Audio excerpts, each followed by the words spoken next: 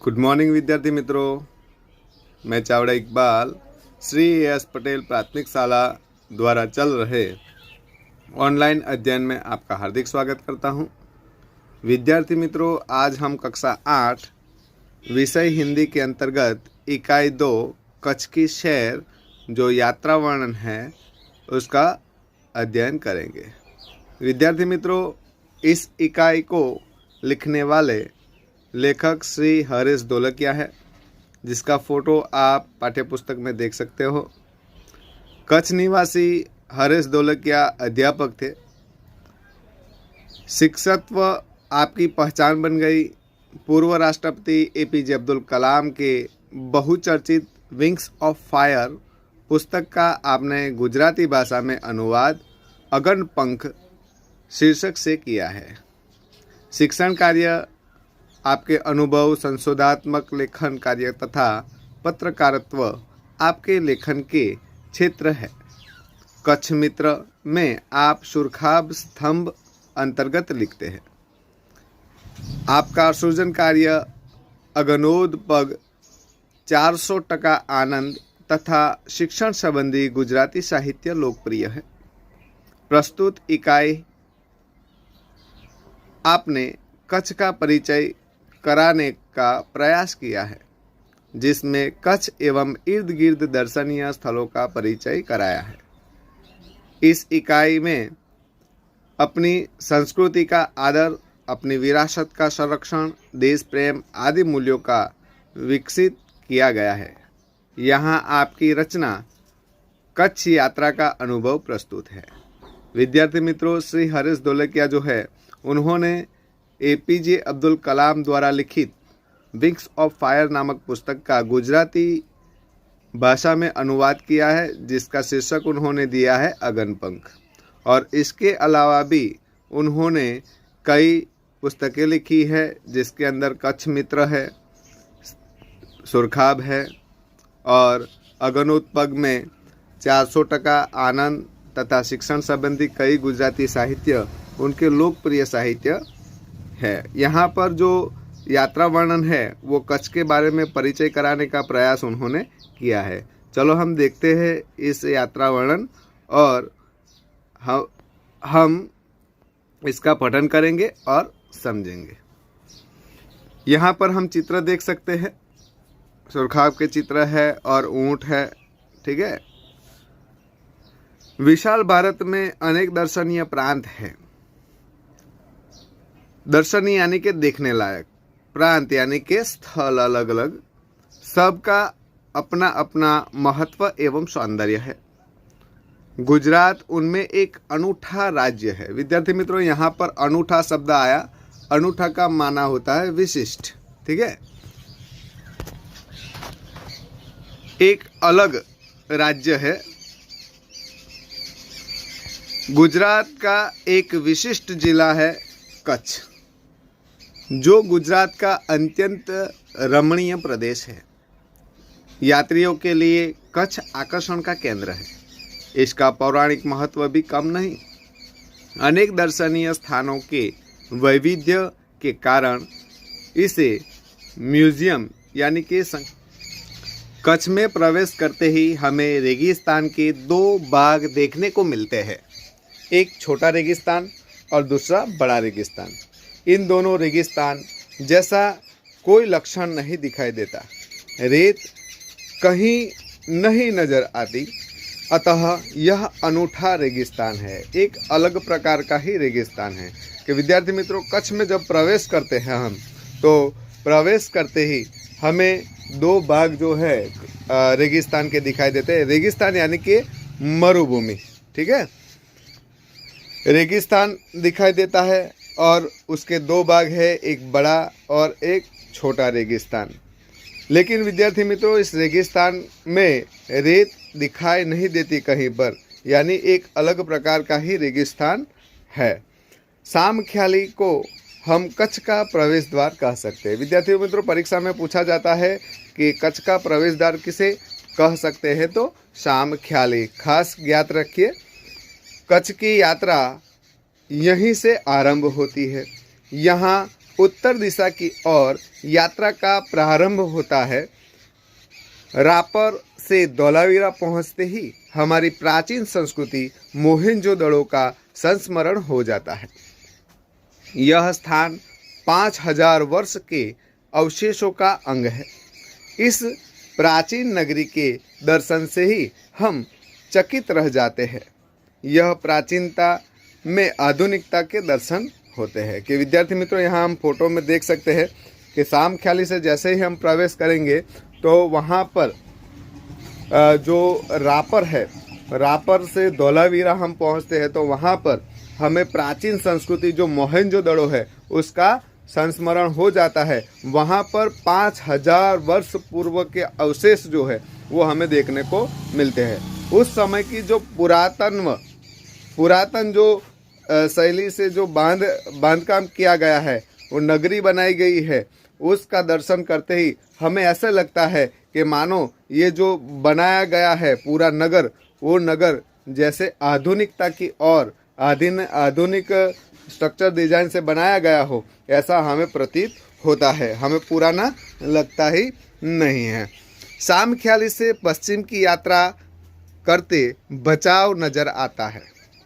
जो बड़ा गांव है जैसे नगर, वहाँ से गांधीधाम औद्योगिक कारखानों का शहर है।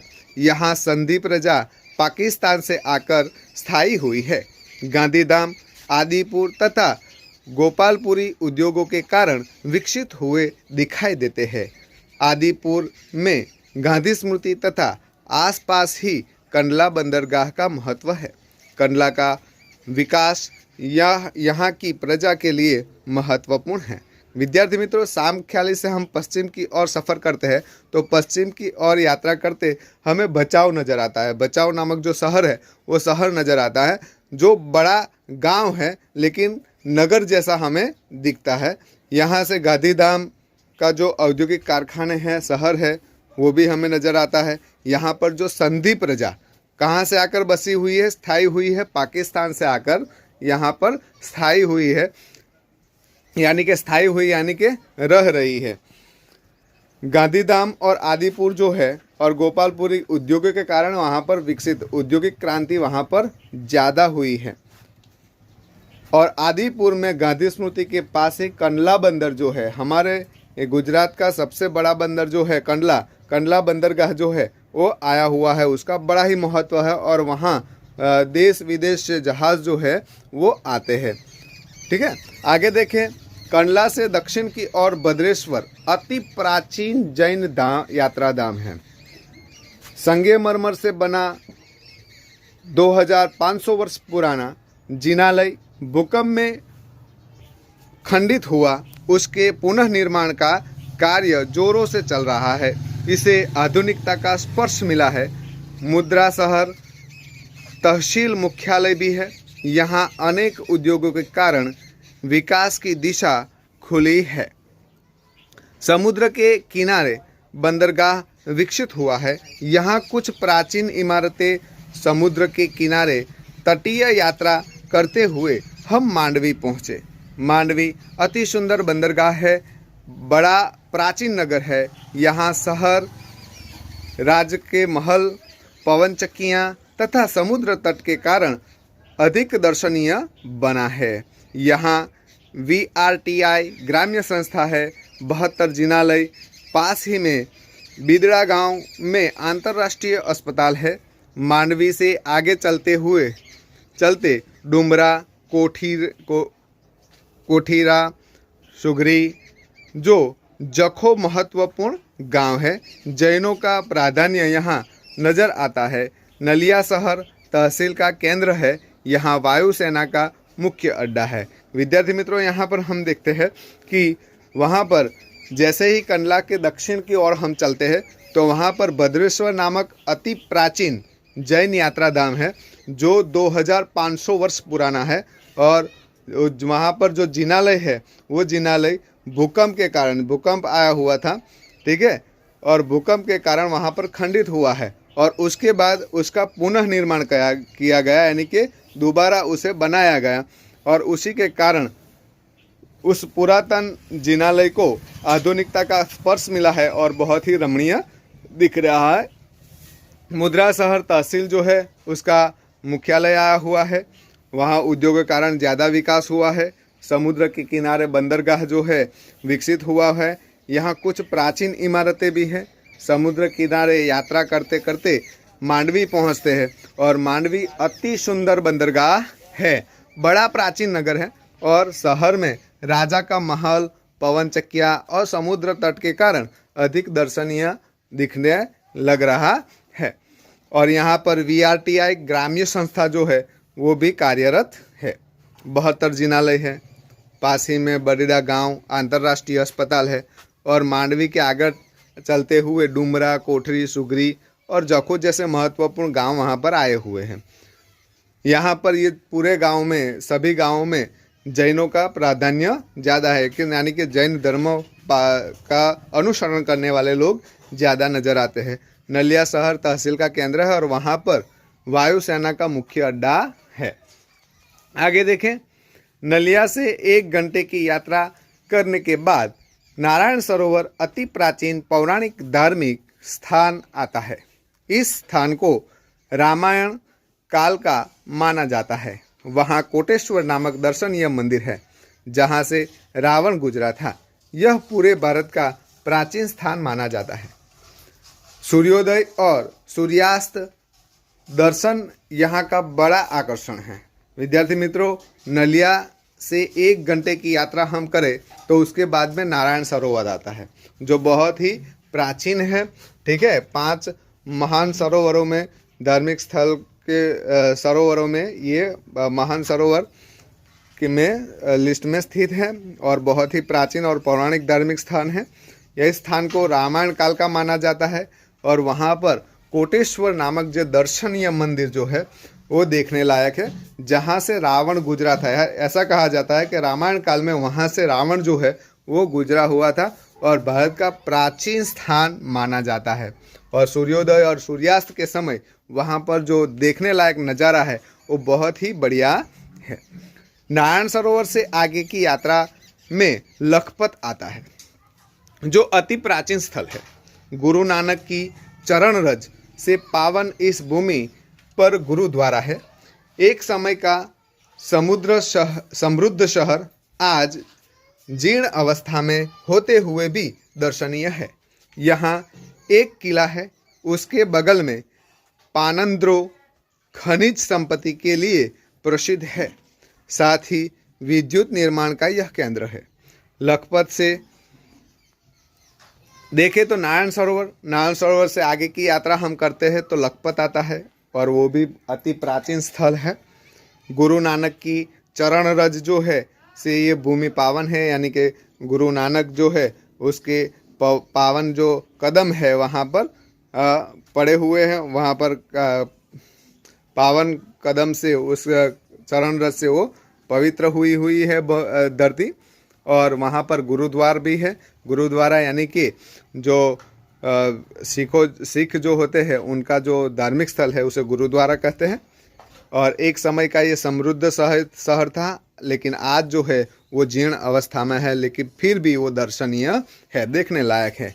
यहाँ का एक किला है और बगल में पानंद्रो खनिज संपत्ति के लिए प्रसिद्ध है। पानंद्रो नामक जो खान है वो वहाँ पर प्रसिद्ध है और साथ ही में विद्युत निर्माण का भी केंद्र वहाँ पर स्थित है।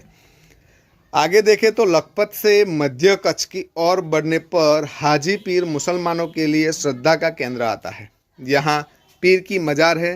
रेगिस्तान की झांकी यहाँ से होती है। रास्ते में माता का मठ नामक धार्मिक स्थान है जहाँ नवरात्रि के पर्व पर लोग पद यात्रा करते हुए श्रद्धा भाव से दर्शनार्थ आते हैं। आगे नखत्राण प्राकृतिक नज़ारों का केंद्र बना हुआ है। यहाँ पर हम देखते हैं तो विद्यार्थी मित्रों, लखपत से मध्य कच्छ की ओर हम बढ़ते हैं तो वहाँ पर मुसलमानों का एक पवित्र यात्रा स्थान जो हाजी पीर है, मुसलमानों के लिए श्रद्धा का केंद्र है। वहाँ पर हाजी पीर की दरगाह आई हुई है और उस मजार यानी कि दरगाह पर रेगिस्तान की झांकी जो है वहाँ से होने को देखने को हमें मिलती है। और रास्ते में माता का मठ नामक धार्मिक स्थल आता है, जहां पर नवरात्रि के पर्व पर लोग पद यात्रा करते हुए श्रद्धा भाव से दर्शन करने के लिए आते हैं। आगे हम देखते हैं तो नखत्राण यानी कि प्राकृतिक नज़ारों का केंद्र बना हुआ है। रास्ते में चक्ष पुरेश्वर मंदिर, बडाई जैसे मनोहारी प्राचीन स्थान भी है। अब कच्छ का मुख्य केंद्र भुज आते हैं। उसके वैभव का परिचय होता है। वैभव यानी कि समृद्धि का परिचय होता है। आयना महल, प्राग महल, टावर, स्वामीनारायण मंदिर, हिल गार्डन, हमीर रस तालाब, भुजिया पहाड़, लोकप्रिय लोक संग्रहालय, विश्वविद्यालय आदि के दर्शन करके हम आनंद ले सकते हैं। सन 2001 के भूचाल ने इसे खंडित किया तो लोगों ने उसे नए रूप में पुनः निर्माण करके और सुंदर शहर बना दिया। विद्यार्थी मित्रों, नखत्राण से आगे बढ़ते हैं तो चक्ष पुरेश्वर मंदिर और बडाया वांडिया जैसे मनोहारी प्राचीन स्थान आते हैं। इसके आगे बढ़ते हैं तो कच्छ का मुख्य केंद्र जो भुज है वो आता है और उसका वैभव और परिचय, हमें वैभव का परिचय होता है। वहाँ पर आयना महल, प्राग महल, टावर और स्वामीनारायण मंदिर है, हिल गार्डन है, हमीर रस तालाब, भुजिया पहाड़, लोक संग्रहालय, विश्वविद्यालय आदि देखने लायक है। 2001 में जो भूकंप आया था, भूचाल यानी कि भूकंप आया था, उससे ये शहर जो है खंडित हो गया था, लेकिन इसका पुनः निर्माण करके लोगों ने उसे और सुंदर बना दिया है। भुज से उत्तर दिशा की ओर खावड़ा में काला डूंगर है। पहाड़ पर चढ़कर रेगिस्तान की झांकी करना एक अनूठा अनुभव है।